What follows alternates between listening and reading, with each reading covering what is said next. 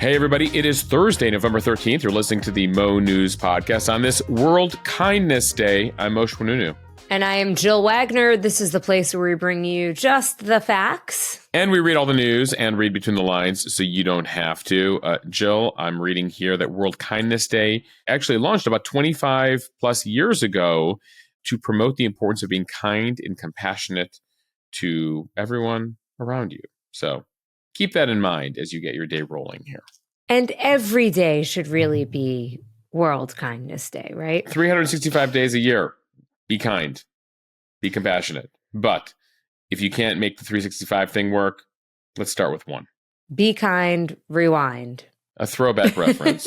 For those of you who are not familiar, it was Blockbuster's expression reminding you to rewind your VHS tapes. All right, Moshe, one other thing we want to mention. Hopefully everyone, at least in the northern part of the United States, got a chance to see the northern lights either last night or perhaps the night before. So normally we do not see the northern lights this far south, but there were extremely strong geomagnetic storms, which happen when charged particles from the sun's atmosphere interact with the Earth's magnetic field.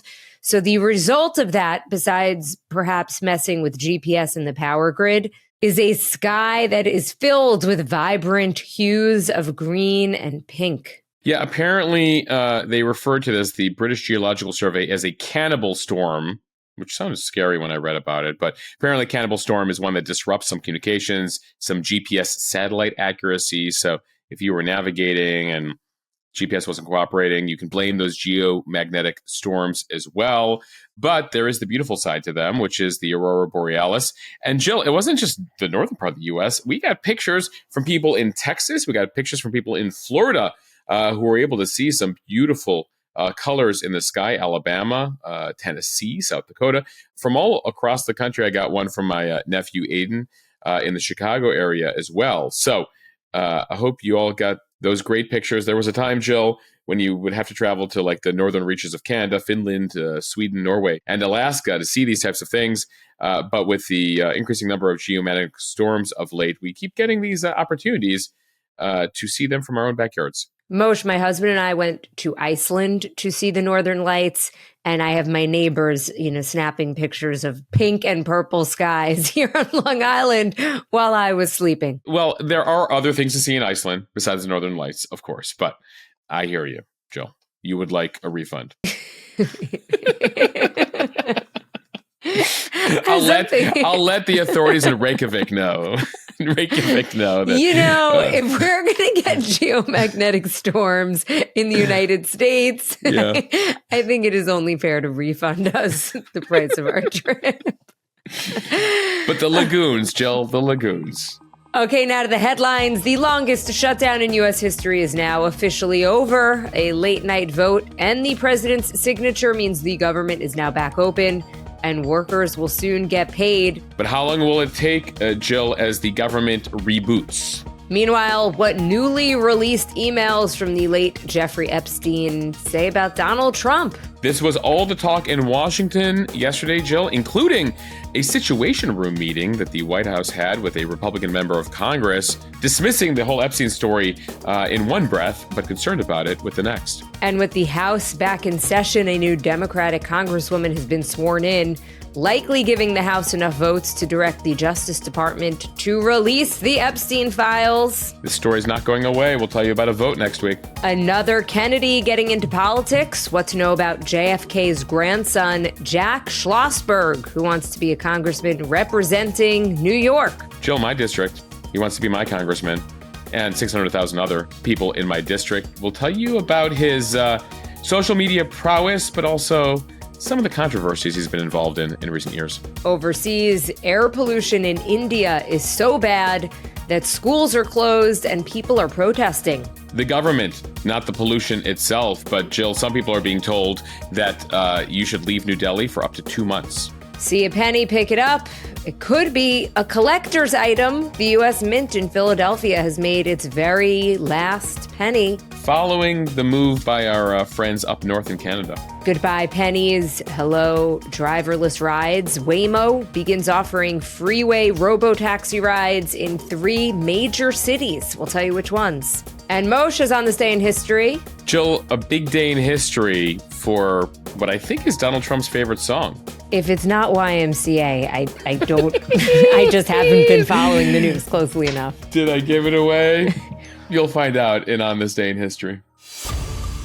After 43 days, the longest government shutdown in U.S. history is officially over. The House was back in session Wednesday for the first time in nearly 2 months to vote on that funding bill that passed in the Senate earlier this week. Then late Wednesday, the House passed the bill 222 to 209, which means it was mostly along party lines, Republicans voting to open the government, Democrats, for the most part, voting not to. A handful of centrist Democrats voted with Republicans, and 2 Republicans voted with Democrats to keep the government closed. President Trump signed that bill late Wednesday night. Honor now to sign this incredible bill and get our country working again. Thank you very much. What this means, about 670,000 federal workers who were furloughed will go back to work. And then essential workers like TSA agents and air traffic controllers who have been working throughout the shutdown but without pay, they will continue to work, hopefully with fewer calling out sick, and they'll get back pay dating from the start of the shutdown on October 1st. Yeah, there's a lot to take in here as the government reboots is the term I've heard used, and it might take a while to reboot. You might know that if you have an older computer. The government, not one of those newer laptops you get at the Apple Store. We're talking about like 90s era desktop computers. And in fact, some of them use them. Anyway, I digress. Just want to note one thing, Jill, on that vote. For those who are curious as to why it was along party lines, a reminder that Democrats, for the most part, still very much against the plan here. 8 senators who caucus with Democrats crossed party lines earlier this week to come up with a compromise with the Republicans. But for the most part, the rest of the Democrats saying, hey, we didn't get enough here for holding out for 40 plus days. We wanted a deal when it came to Obamacare subsidies that'll help people afford health insurance. Those 8 Democrats effectively taking the deal for a promise to discuss that idea once the government is open, but that was not enough for Democrats here. So many of them stood their ground here saying, we still don't want to open the government, but nonetheless, they didn't have the numbers here. As for the rebooting of the government, we do know now, the estimates are in, Jill, that this shutdown cost the U.S. economy somewhere between $10 and $15 billion, though economists are still trying to get more exact figures there. Federal employees will receive back pay. Agencies warned, though, that it could take a while for them to recompute checks. It actually took, during the 2019 shutdown, air traffic controllers 2.5 months to be completely made whole this time around. The Transportation Secretary, Sean Duffy, says that they'll get 70% of their missed pay within the next 2 days, and the rest in the coming days after that. So we'll see what the pay is like to all those federal workers, essentially those essential workers, but also those non-essential workers. As for the rest of the functions of government, it's like anything. They got to come back in. They got to see what they missed. They got to check their voicemails and their emails. They got to start to, basically catch up to whatever they were doing prior to October 1st. Those food stamp benefits, they will return to the normal payment cycles after weeks of uncertainty here, but even that won't happen instantly. States say they need as long as another week to update their files and load debit cards. So don't expect everything to be totally functional. Jill, I know a big issue we've been covering is travel, and the airlines, the air traffic controllers should be back on the job, but even the Transportation Department says you still might see some of these cancellations. They haven't lifted some of the mandatory cancellations that we have seen in recent days yet. And so definitely check with your airline before you fly over the course of the next week. On any given day, you might still see some issues, whether it's TSA lines or delays taking off or landing.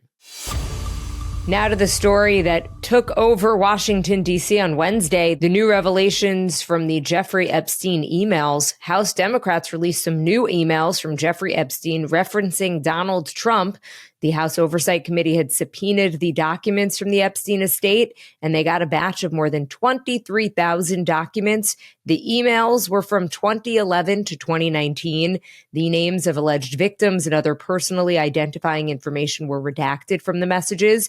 Congressional Democrats released 3 of the more than 20,000 emails that are focused specifically on President Trump. They include Epstein's messages to his convicted accomplice, Ghislaine Maxwell, and author Michael Wolff, who has written several critical books about Trump's presidency. In one email, Epstein claimed that Donald Trump, quote, spent hours at my house with one of his victims and, quote, knew about the girls, without further context or details. Epstein allegedly died by suicide in federal prison in 2019. He and Trump were friendly in the 1990s and early 2000s, but they had a falling out about 20 years ago. That is something that Trump has admitted, but he has repeatedly denied any wrongdoing, saying that he banned Epstein from his Mar-a-Lago club in Florida for what he said was Epstein's poaching of spa workers to go and work for him. Trump has also not been charged with any wrongdoing regarding Epstein victims. Over the summer, Maxwell told Justice Department officials that Trump was never inappropriate with anybody during the years that he knew Epstein. Maxwell was convicted in 2021 on sex trafficking charges. She is currently serving a 20-year sentence and is reportedly pushing to get a pardon from Trump. Yeah, remember, she was recently transferred suspiciously to a very nice prison camp in Texas. But more on Maxwell in a second. First, a couple notes on those emails. Well, among the 20,000 plus emails that were eventually released yesterday, initially the Democrats and then the Republicans getting in the mix. In one of those emails, Jill, that you mentioned, dated April 2nd, 2011, Epstein emailed Ghislaine Maxwell saying, quote, I want you to realize that that dog that hasn't barked is Trump. Blank, referring to one of the victims, spent hours at my house with him. He has never once been mentioned, police chief, etc. I'm 75% there. No context around that email. Now, Republican members of the House Oversight Committee, as well as the White House, identified that person as Virginia Giuffre. We've talked about her for a while. She was one of the most outspoken accusers and victims of Epstein, also Prince Andrew. In England, though, she has never lodged any accusations against Trump. In fact, she spoke relatively positively about him.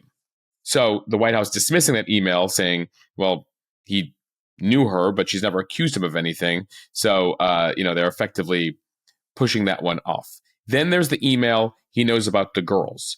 That came during correspondence between Jeffrey Epstein and the author Michael Wolff, who you mentioned, including one in January of 2019. This was during Trump's first term, just months before Epstein would die by suicide there. And in it, Epstein writes, Trump said he asked me to resign, never a member ever. Of course, he knew about the girls as he asked Ghislaine to stop. Knew about the girls. Could have major implications, given what we know about Jeffrey Epstein and what he was up to.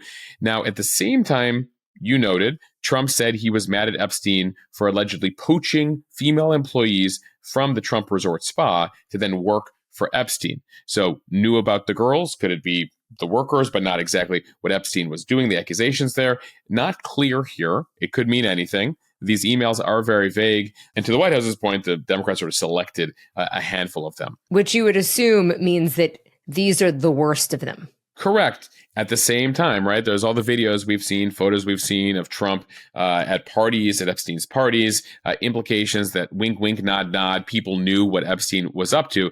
But again, in these emails, nothing explicit here, right?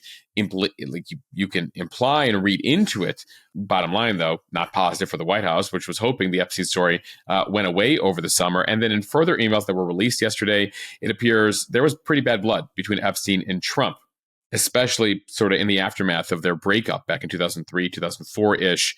In these emails that were released, Epstein describes Trump as a dirty businessman, borderline insane, untrustworthy, worse in real life and up close than the image he sought to portray to the public. And it goes on and on and on. And it's interesting the role Michael Wolff plays in these emails. He acted sort of as a consigliere, as an advisor to Epstein. It appears, they would email during Trump's initial run for the presidency in 2015, 2016. Also, as Epstein was headed to federal prison in 2019.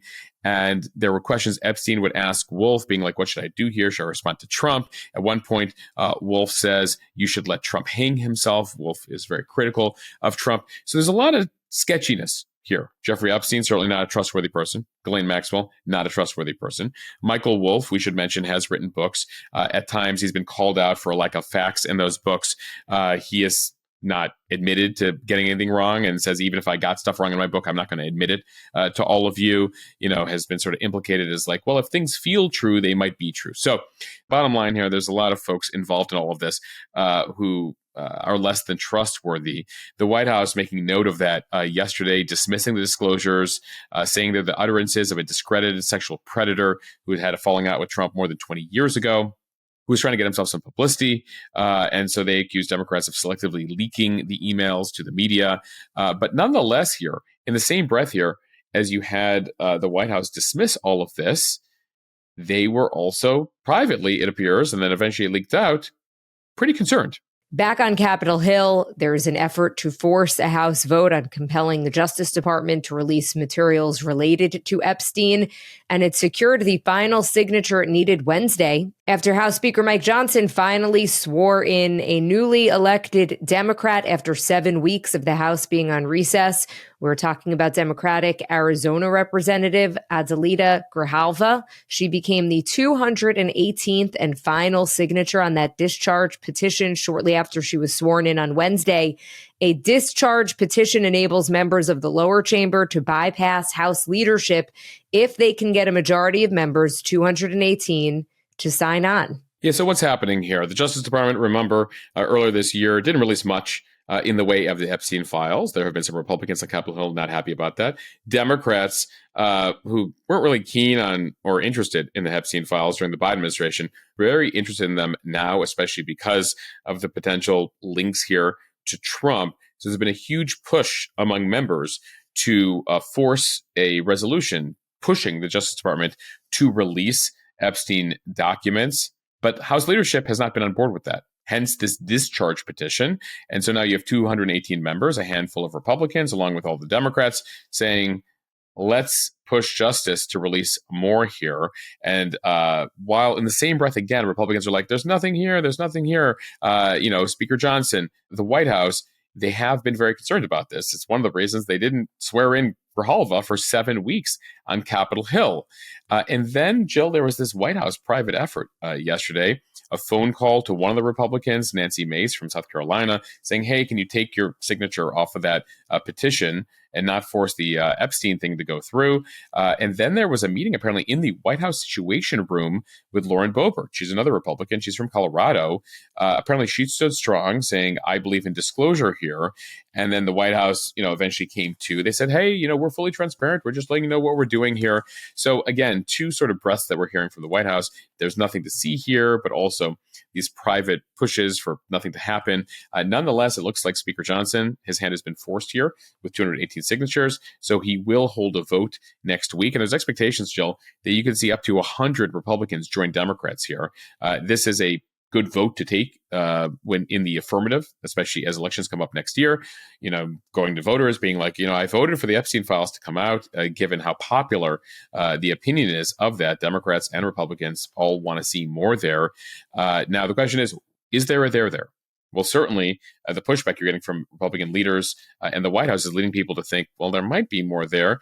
Again, these leaks of these emails, whether you think they're significant or not. So ultimately, this Epstein story we're talking about this week, there's going to be a vote next week.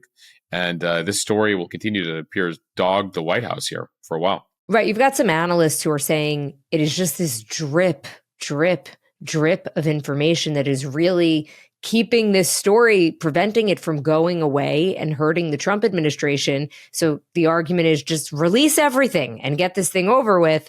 But then the opposing argument is, well, what's in there? Is there something in there that maybe the Trump administration doesn't want everyone to see? Especially in light of the fact that Pam Bondi, Kash Patel, the FBI director, Donald Trump, all at times discussed during the campaign last year, hey, all the Epstein things need to come out. And then suddenly change their tone once they get in office. So they set these expectations, especially for, a lot of Trump supporters who are very disappointed here. It's probably one of the more dividing lines that we've seen among Trump supporters and the president in the first 9 months or 10 months or so of his presidency. And so there are just continuing questions here. And it sort of reinforces one of the lessons that, many people in politics will tell you, which is if you need to put out bad news, put it all out at once, rip the Band-Aid off. This sort of like painful, very slow ripping off of the Band-Aid over the last few months, not working out. Time for the speed read, starting with another member of the Kennedy family getting into the family business. Politics. From Politico, 32-year-old Jack Schlossberg officially entered the race to fill an open New York City congressional seat on Wednesday. If that name sounds familiar, it is because he is the grandson of former President John F. Kennedy. He is the son of Caroline Kennedy, and he is the latest in a long line of Kennedys to join the political arena. He is a Democratic social media influencer. Schlossberg's cultivated a dedicated following on social media in recent years. He has recently served as a political correspondent at Vogue ahead of the 2024 election. Other than that, though, no real political experience. No real work experience either, Jill, but he hopes to parlay his family name, his notoriety, on social media in a very competitive Democratic race for this seat that was vacated by Jerry Nadler. He's been a congressman for decades from the 12th district, represents major parts of Manhattan. Nadler announced his plans not to seek re-election several months ago. There's been a nudge within the party for some of the older leaders to finally leave. Jill, some people might have seen this week that Nancy Pelosi is also announced that she is not running for another term in Congress among some of these older members. As for Schlossberg here, he has cast his campaign as part of the broader Democratic effort to stop Trump's agenda. Schlossberg has been very critical of Trump. He's also very critical of his cousin, Bobby Kennedy Jr. Jill, it's remarkable when you look at the Kennedy family, right? His grandfather, John F. Kennedy, was a member of Congress, senator, president, right? His uncle, Bobby Kennedy, was a senator. His uncle, Ted Kennedy, was a senator. His cousin, Joe Kennedy, congressman. Pat Kennedy, congressman. And then another Joe Kennedy, also a member of Congress. So if he somehow is able to make it through the Democratic primary, given how blue this district is, then he will be the latest Kennedy to be a member of Congress. And he does have a pretty significant social media following here, more than 1.5 million followers between TikTok and Instagram. But at the same time, Jill, there's a lot of liability there when it comes to his social media. You could call it trolling at times, ranting at times, sometimes getting very extreme, using obscene language, obscene posts. He actually went so far as to delete some of his social media accounts earlier this year after a number of controversies, including one bizarre one where he said his grandmother, Jackie Kennedy, was hotter than Usha Vance, J.D. Vance's wife. He later admitted that was creepy and weird, but the internet is for weird things, he said. So while he's a favorite of some liberals and progressives online, given how he engages in various attacks, he is all over the place. And so I imagine some of his Democratic competitors will be putting out some of his videos from recent years. Jill, we'll see how he answers for them and what happens in what will be one of the more closely watched Democratic primaries next year. From CBS News, the pollution has gotten so bad in India in recent days that authorities in India's capital of New Delhi have urged elementary schools to hold classes online. They have banned construction, and they're also urging people to work from home as this annual plague of air pollution has hit this severe category. For the first time, the toxic air that has been present for years in India has drawn protests against the government and a warning for people who have health issues to simply leave Delhi for the next 6 to 8 weeks if they can. There are several protests this week. Protesters wore gas masks as a symbolic act of protest. They held up banners, including one that read, "I miss breathing." The severe designation indicates potentially serious health impacts for people who have impaired immune systems, and there are negative effects even for healthy people. So, Jill, pollution in New Delhi is nothing new. Around this time of year, the air quality in the Indian capital severely deteriorates. Among the issues, farm waste being burned off, other seasonal climatic conditions. But activists say not enough is being done when it comes to air pollution. It's notable. We told you on the podcast yesterday, there's a climate summit currently happening in Brazil. And among the countries that are not there are the top 3 polluters in the world. The US, China, and India is number 3. So it appears right now that Indians have had enough, that they're actually hitting the streets to protest the government for not doing more here, as opposed to just saying, hey, you should just leave New Delhi, leave your homes for the next 2 months because of the pollution situation. We're talking about an AQI of more than 400 index, Jill, which is just, pretty significant. We see that only during extremes here in the U.S. during fire season. You might have seen that more recently out west or with those Canadian wildfires. So a situation that has become far too common in India, and folks have had enough. Now to a business and tech story from CNBC. Waymo Robotaxis will now take passengers on freeways in 3 major U.S. cities, San Francisco, Phoenix, and Los Angeles, marking a major milestone for the driverless ride-hailing company. Waymo, which is owned by Google's parent company, says that these are markets when a freeway route is meaningfully faster. The company says that it will gradually extend freeway trips to more riders and locations over time. Although Waymo's driverless cars have previously taken passengers on smaller highways and side streets, Wednesday's expansion marks the first time that the company will take payment from public riders to go on freeways with higher speed limits. Waymo saying that freeway driving is one of those things that is very easy to learn, but very hard to master when we're talking about full autonomy without a human driver as a backup and at scale. Waymo's co-CEO saying it took time to do it properly. Yeah, it takes years to train these cars on various roads. Those of you in Arizona know about that. I took one from the airport in Phoenix during a trip earlier this year, and they say, in particular when it comes to airport pickup, that these driverless cars, it takes a while to train them. As far as testing here, they have been using Alphabet employees, which is the parent company of Google, and offering them free taxi rides to prepare for the launch here. Besides testing on public roads and closed courses, Waymo also conducts testing in simulation to determine how its vehicles will respond to typical and hard to replicate events that's merging onto freeways, lane splitting motorcyclists, cars flipping over, a variety of scenarios that they prepare for. And they have seen that, again, we sort of have to get our heads around this, but that typically these driverless cars tend to perform better than us humans, because of course the Robotaxi is not distracted by all the various things that we are. Mom, I dropped my toy car. Can you get it? That sure. And phone call and falling asleep and look at the view out the window. None of those things are things that Robotaxis are interested in. Jill, it was actually a subject for those of you who haven't caught my interview with Pete Buttigieg, the former transportation secretary. We put out over the summer in the interview feed. You can search for it. We discussed it at length, what the future looks like around self-driving cars. It was one of his focuses during his time in office. And finally, from the Associated Press, the U.S. Mint on Wednesday ended production of the penny. It's meant to save money, and also because the 1 cent coin that could once buy a snack or a piece of candy had become increasingly irrelevant. The last pennies were struck at the Mint in Philadelphia, where the country's smallest denomination coins have been produced since 1793. That is a year after Congress passed the Coinage Act. Officials say that the final few pennies will be auctioned off. Pennies can still be used if you need to make a purchase, but new ones will no longer be made. The last coin that was discontinued was the half cent in 1857. President Trump ordered that the penny be discontinued as costs climbed to nearly 4 cents per penny. And also, again, that 1 cent valuation has become somewhat obsolete.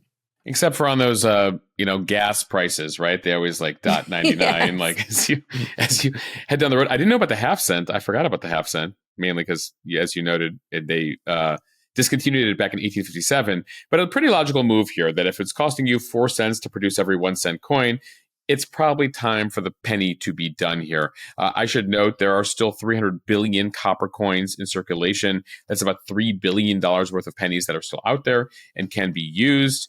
As for other coins, if you're curious how much it costs to produce these other coins, the nickel probably is the next one that needs to go. For the 5 cent nickel, it costs 14 cents to make every nickel. The dime, by comparison, a steal. It costs less than 6 cents to produce a 10-cent dime, and it costs us about 15 cents to produce every quarter. Now, retailers are still kind of getting their heads around all of this. Some of them freaked out as supplies have run low here on the penny, calling on shoppers to bring in their pennies. Others have changed all their prices. They are trying to round prices down to ensure they're not shortchanging shoppers here. But the penny, dead at the age of 232. We'll miss you. But I imagine, Jill, we'll go through life. We'll see pennies for decades to come. Well, there's still so many out there, but it is one of those things that even our kids will be able to say, well, when I was around, we used pennies. Speaking of history, on this day in history, we begin on this day in 1956. The Supreme Court rules that racial segregation on buses is unconstitutional. On this day in 1982, the Vietnam Veterans Memorial opens up in D.C., listing the names of the more than 58,000 Americans who died during that war over nearly 2 decades. On this day in 2001, just weeks after 9/11, the U.S.-led invasion of Afghanistan leads to the takeover of the capital city of Kabul, the U.S. supporting the anti-Taliban Northern Alliance, and the Taliban would lose control of Kabul for just about 20 years, of course, until the U.S. Began its withdrawal in August of 2021, and the Taliban took back Kabul and the country. And we end here with a bit of pop culture history. On this day in 1968, Yellow Submarine opens up in theaters. The Beatles did put out several films along with all of their songs and albums. And Jill, you guessed it, on this day in 1978, the Village People come out with YMCA, the president's favorite song. And it's acknowledged, Jill, internationally. He now travels internationally, and you hear bands playing it in Saudi Arabia and Korea. He makes these appearances in various countries around the world. They greet him on the tarmac, and they, have local music renditions of YMCA. One of the more unexpected turn of events, I think, for the 2020s. Yeah, who would have predicted that a song that's sort of a gay anthem would be taken by Donald Trump to basically be his campaign theme. And then, of course, it is a unique song because it has a dance, right? You put your hands over your head with the YMCA, but Trump insists on dancing to it, but without the typical YMCA move, right? Without doing the YMCA over his head. He does this sort of punching hands thing. Which is very similar. I know no one said it, but it is very similar to part of the Fate of Ophelia dance from Taylor Swift. Nobody wants to talk about it. I'm just throwing it out there. Wait, do you think the Fate of Ophelia dance, I mean, clearly Trump's been doing this for longer than Fate of Ophelia was out. Did Taylor get inspo from Trump for the Fate of Ophelia dance? I'm probably going to offend a lot of people out there. I think purely coincidental. Got it. It's Okay. just something that I have noticed. It's not exact at all, but it's there's something shimmy-y about it. That's the same. Just guys, don't kill me on this one. You can direct all feedback on that observation to Jill Wagner's Instagram I'm a page. Swiftie, people. Just putting it out there. All right, let's end before this goes off the rails even further. Thank you all for listening to the Mo News Podcast. If you like what you hear, please share this with your friends. It will help us grow. Follow us, subscribe so you don't miss an episode. Review us in the App Store. Maybe not today. Maybe if you just heard that and you're not into it. No, I love the unique observations that Jill Wagner makes. Moving on. We appreciate all of you. And if you haven't filled out our survey yet, we are continuing to look for your feedback. You can do that by heading right now. It'll just take about 2 minutes to mo.news/feedback to participate in our listener survey. Thanks for listening to the Mo News Podcast. Have a fantastic day. I hope you enjoyed.